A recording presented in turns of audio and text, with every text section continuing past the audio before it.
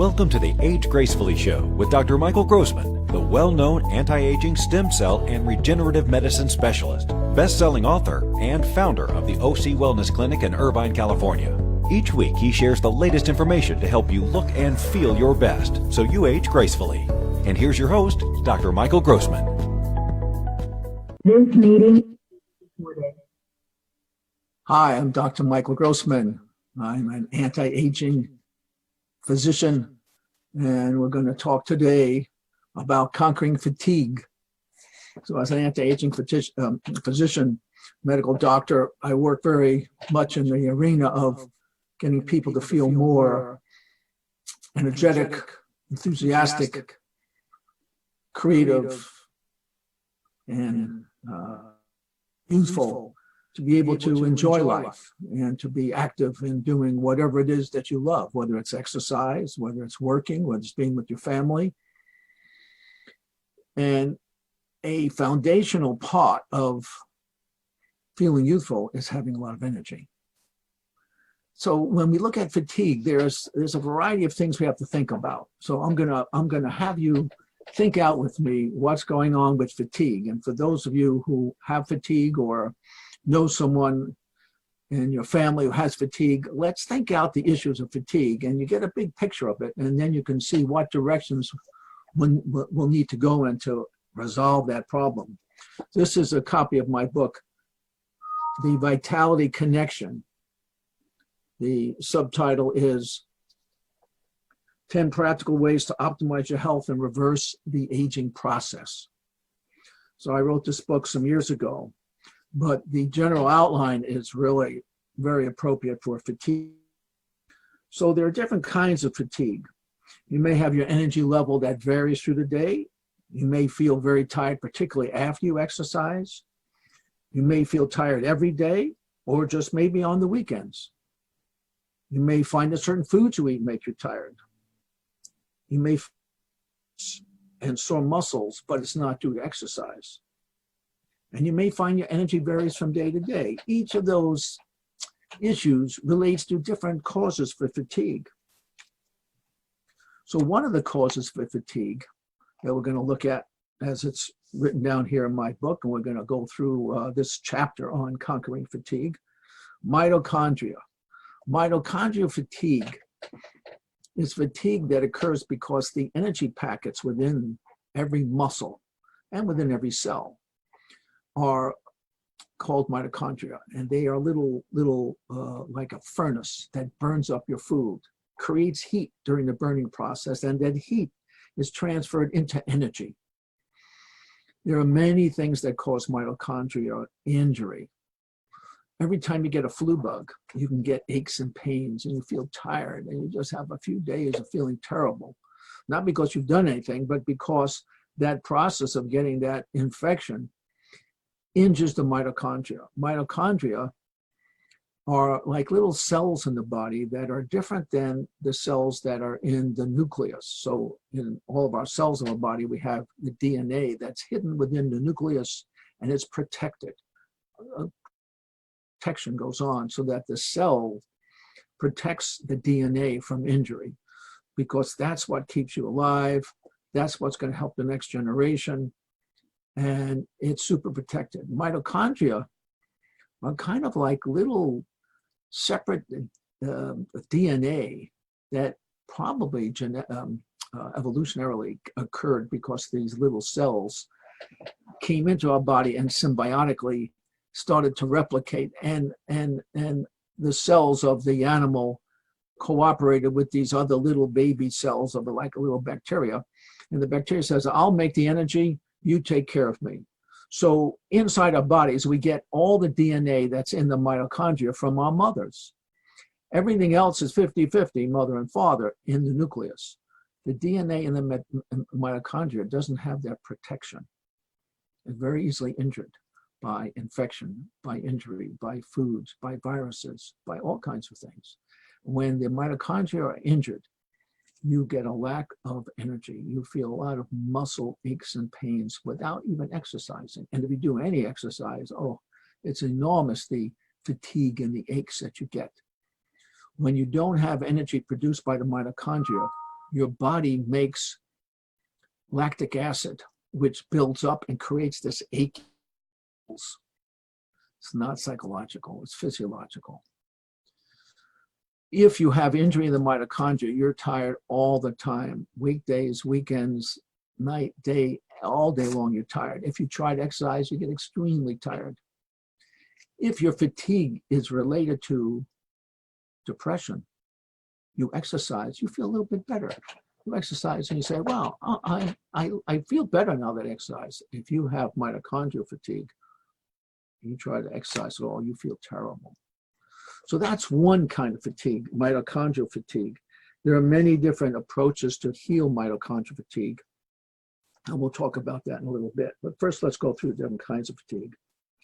Then we have fatigues that can relate to the adrenal glands. The adrenal glands are glands that sit on top of the kidneys, and they produce adrenaline and DHEA and other hormones that give you energy. When you're under stress, you get a release of these hormones and you deal with the stress. So emergency happens, you want energy, you have to stay up during the night, someone's in the hospital, you deal with it and you use that adrenaline energy and you can handle it.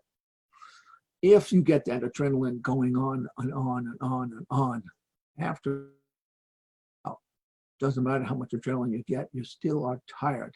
Your adrenal glands don't make the adrenaline, and even if they do make the adrenaline, your body turns it off and just doesn't work, and you're tired. If you have fatigue from adrenal fatigue, it usually is certain times of the day, because the adrenal glands are supposed to go up in the morning and down in the evening. So when it goes up in the morning, you feel more energy, and in the evening time, you're ready for sleep, you're going to be tired and you want to rest and relax.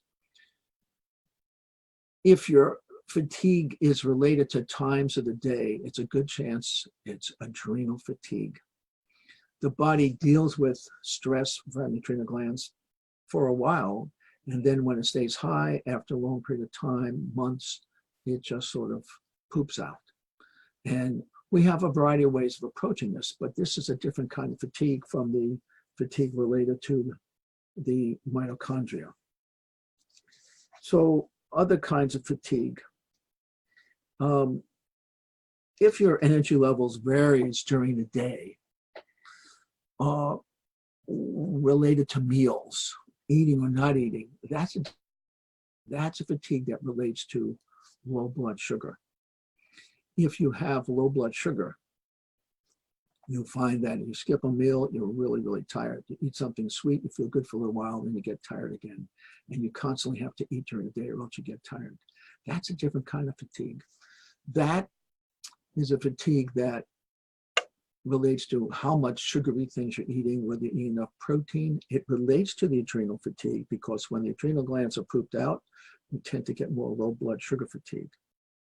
So there's a variety of nutritional approaches to deal with that low blood sugar issue. And if your energy level varies during the day a lot,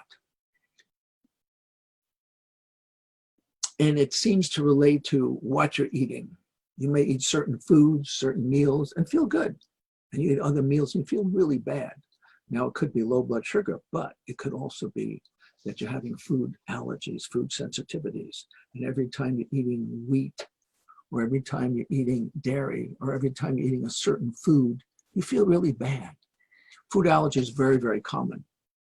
And you have to play detective with that to see which foods make you feel good, which foods make you feel bad. And there's a whole process that we do to help you with that. Now, if you're feeling tired all the time, and it's constant, then we're dealing with different kinds of things. It doesn't seem to vary during the day and the weekends, evenings. It's just you're tired all the time. Then we have to think about things like low iron, which is easy to test for in the blood. Low B12, again, easy to test for in the blood. We have other things that will relate to being tired all the time. There are many different viral infections that you can have that cause you just to feel tired all the time. One of the common kind of viral infections we call chronic fatigue syndrome, which is just a vague term for you don't know why you're tired, but it's probably some kind of a virus. And there's many different viruses that can do it. And these are not the simple things to treat because we don't have a magic pill that will get rid of that fatigue. But chronic fatigue syndrome can relate to the mitochondrial fatigue because when you have this ongoing virus, it injures the mitochondria. And so we have many different kinds of fatigue that you can have and various ways to treat them. Go ahead and think about that. So if you're going to treat low blood sugar, you've got to avoid sugary things. You've got to avoid refined carbohydrates. You've got to eat small, frequent meals in the day. And you've got to take B vitamins that will help to support the adrenal glands. If you have adrenal gland weakness as the primary issue for your fatigue, you have to do a variety of things. One, we have supplements that are very helpful for adrenal gland fatigue. These are herbs of various sort that specifically support the adrenal glands to make them more robust and more balanced and help the body to recover the normal adrenal gland function that you want to have. Sometimes we use prescription medicine, but frequently we just use the herbs. And reducing stress is real critical. You've got to sleep good with adrenal gland fatigue. You've got to replenish your body's energy. And sleeping is real important. And there's all kinds of things to do to help sleeping, from dealing with sleep apnea to dealing with why aren't you falling asleep? Do you need to take some herbs or nutrients or supplements that help you to sleep? Do you need to have a better routine for sleeping during the night? There's lots of things that are really critical to help you to sleep well. Now, the food allergy issue is a big complex issue. If you have this fatigue that relates to what you're eating and what you're, and specific foods making you tired, you need to have a food diary and you need to play detective. And usually I put people on a rotation diet where you're eating very few foods and you rotate the foods in and you begin to see which foods can you eat and feel good and which foods you think might be a problem. And you begin to eat the foods that make you feel good. And little by little, you test out the foods that you're not sure about. So that's what we do for food allergies. Now, for general fatigue that's there all the time, we also have to consider low thyroid, as well as measuring for other things. You want to get your thyroid test, just a blood test. And then we treat that in some simple ways of giving you supplementation. The one that's the hardest to treat is the one that's the chronic fatigue syndrome. That is a real complexity because we don't have specific things that can reverse that process in an easy, quick way. But with chronic fatigue, we usually have to look at your overall health and physiology. And we deal a lot with what goes on in the gastrointestinal tract. So for both food allergies and for chronic fatigue and for mitochondrial injury, we need to be focused on your gastrointestinal tract. Is it healthy? Is it balanced with good bacteria? Are you absorbing your food properly? Are things leaking through the intestinal tract that sets up a whole allergic reaction in your physiology? And that takes a real complex approach. So this gives you a big idea of what goes on with fatigue. And I will tell you that 90% of the time, people come to see me who've had chronic fatigue for all kinds of reasons and for a long period of time and have been to many traditional doctors. They come to see me 90% of the time, I can be dramatically helpful. But it takes a cooperative patient, someone who's willing to go through this process of playing detective and going through all these different arenas of what we need to do to bring your body back into balance. So that's my job as an anti-aging doctor, to make you feel youthful. Sometimes we have to add bioidentical hormones, which get your body feeling youthful again. Sometimes we have to, do specific kinds of repair in your physiology with different herbs and nutrients. Mainly, we're going to do what we described here today. is to find out what is the cause of your fatigue, which category do you fall into, and which is the best approach for you.